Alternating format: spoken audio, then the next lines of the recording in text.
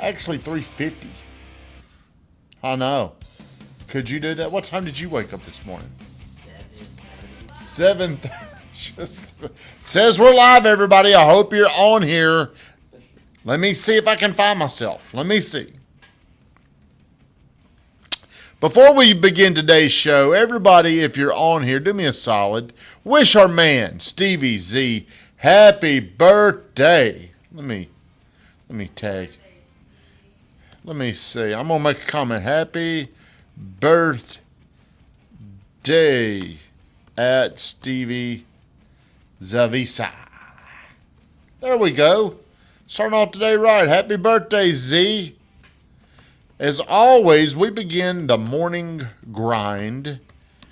We ask you to like, comment, share the stream, and then we go around the horn. Now, Allie is back there because Van is over there. What are you thankful for today, Allie? I'm thankful that Arrington listing. Oh, man, you got a lot to be thankful for today. Allie went under contract on Second Fiddle. Congratulations. Thank you. Finally, Allie, good job. Thank you. Now, Eli, that wasn't nice. What do you mean? Finally. In a good way, not like. Oh, man. Dang. Was that a good comment or bad? I don't think anything he says seriously. That's a bigger insult than I gave you. What are you thankful for over there? I'm thankful for the ability, I'm seeing my grandma today, and she's gonna cook food. Where does your grandmother live? She lives right past Northwoods. So she lives in Murfreesboro? Yeah. Where does your other grandparents live? Mont Eagle. Mommy? Grundy County. Grundy County. How often do you go up to Grundy County? I mean, they live in, they're in Cliff Top, so I go up probably 2 to 3 times a year, usually. I used to go up all the time as a kid. I like Ah, nice. And you, Eli? I'm thankful me, Hayden, and my grandfather went out to eat from Texas Roadhouse. Oh, was Emily up there? Well, that's why we went out to eat. Was she up there? No. So you went up there because she Oh, wasn't. I thought you were talking about my grandmother, not Emily. No. Oh, no. Emily. Sorry. Josh's wife, I Emily. didn't see her. No, I didn't see you. Good morning, Van. Van, you're supposed to be over there in that class. He probably can't hear me, though, because they had the sound off. Okay, today I'm going to teach y'all something. And some of you are not going to have a clue what I'm talking about, but a lot of people are asking. They're asking about assumable rates. I would love to find a house where I could assume that rate. Have you had anybody ask you this? Has anybody talked about this? No, yeah, what rate they want? No. So in 2020, where were you in 2020? My mom's house. Well, were you in school? Were you supposed to be in school? Okay. Where were you in I 2020? was in online school. You did online schooling? Okay. I was in the online school. My family was not, they were good enough to have me online. Well, in 2020, we had, well, before 2020, I mean, you could actually go back to 2012, I mean, during that, after the Great Recession, rates went low. And when I'm saying low, in the 4s. They were in the 4s to 5s. Well, by 2020, they were still there, but they were starting to creep up. Then we had this pandemic, COVID. Do you remember where you were during COVID? Do you remember where you were during COVID? Okay. Well, the world was shutting down. Everybody was panicking. They were scared. So rates just dove. They dropped rates. And when I say dropped rates, right now we're selling 6.5 to 7. That's where it is. But imagine this. Imagine some people getting like a 2.75 rate. Could you imagine that, Allie? You're talking to people like, think about what the payment was on like a $400,000 house. I'm going to give an example. I did not do a government loan. That's what we're going to talk about today. But FHA, VA, conventional rates, a lot of people could finance or buy or refinance or buy under 3%. So me and my wife bought a house in Puckett Station, and we paid $665 for it in April of 2020. And we had a 3.125% rate is what it came out to be.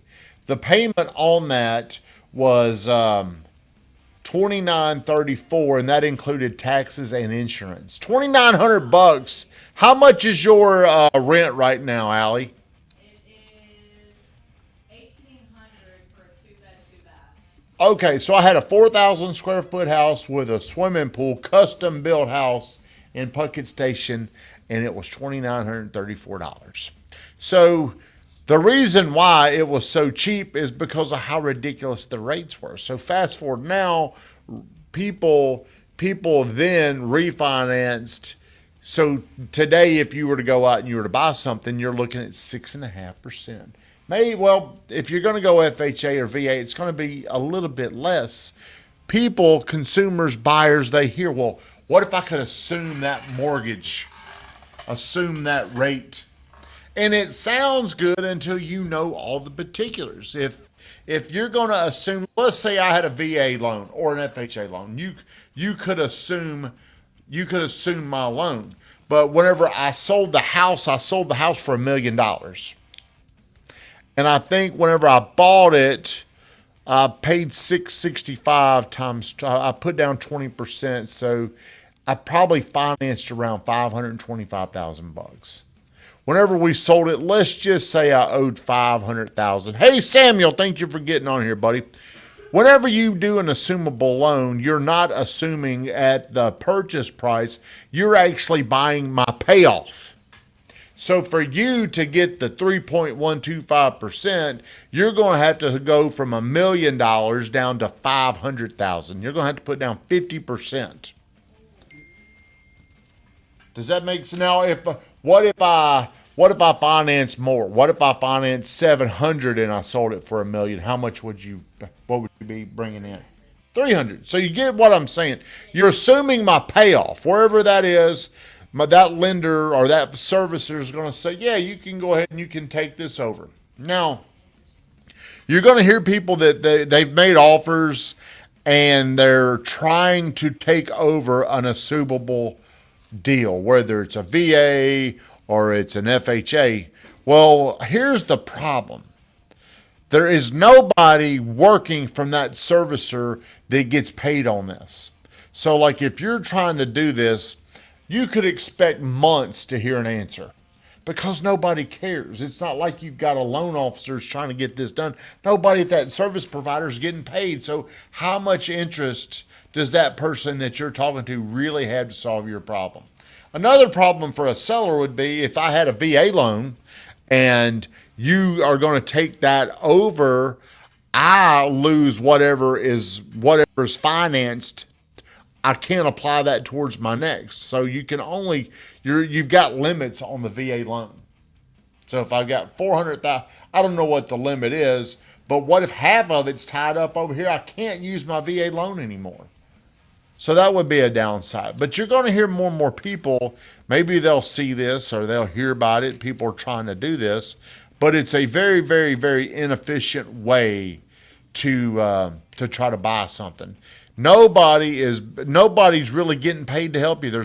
There might be a listing agent. They don't have much control. Maybe there's a buying agent, but a lot of these people are just going directly from me to you. It's kind of like a person to person. And you'll see listing agents out there they put this in their marketing, assumable loan available, or you can assume it. I mean, that's really not a good idea if you're going to tie up your property for months.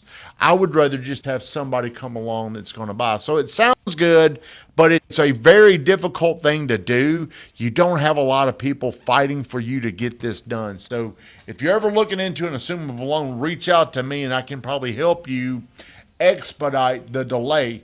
Ali, shut us down, please.